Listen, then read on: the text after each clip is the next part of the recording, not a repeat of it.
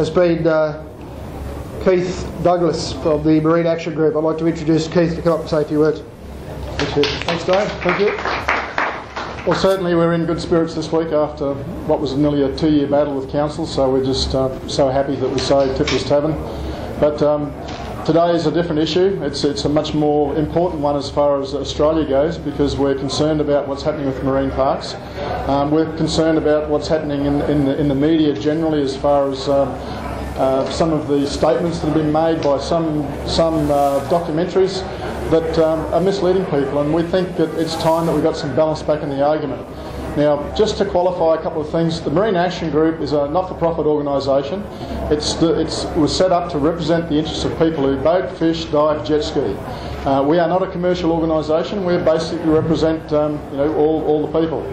However, I had the experience last year of being asked to get involved in the Australian election, and I was asked to be a Senate candidate for the Australian Fishing and Lifestyle Party.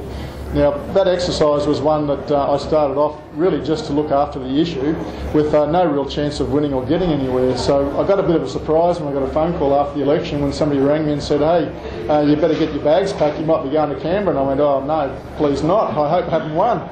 But I was one off. I was runner up in Queensland, and that was quite a surprise.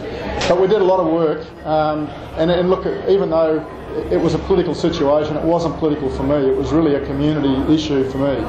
But what I did do, I got to meet an awful lot of people Australia-wide, both in the industry, and I got to meet a lot of professional fishermen who gave me a lot of help and a lot of information. And what it did tell me was that our seas are in very good shape in Australia, generally speaking. I know Ben will talk about some of the threats which we're concerned about, which are more in the environmental area, and that's where we think that the marine park debate is not really looking at the whole picture, and that's what part of the balance we want to get back and look at the threats environmentally. But as far as if you look at some of the reports that 90% of the fish in the ocean have gone in the last 50 years, it's a fallacy. It's not true. It can't be backed up. And what we've got to do is educate people accordingly. Now, this week I went to a documentary called End of the Line, and I was the guest panellist, one of the guest panellists, and that film is talking about a flawed scientific report back from 2003 that's been discredited 6 times over. Now, people out in Australia are taking that information as being fact, and it's not true. So what we will be doing via our website and via our interaction with all of the organisations that are concerned about that issue is making people aware that we haven't lost 90% of fish, and that's important. So getting some balance back is what we're after. We are not out to overtake the work of many professional organisations and industry bodies that are doing a lot of hard work. We're not doing that at all. We are simply going to be a communication point for them. We're going to allow people to log on and become a supporter. It costs nothing. They will be able to do that, and they will be able to receive information that we believe is important. So it's going to be very much a web current affairs presence, and that's what we're out to do.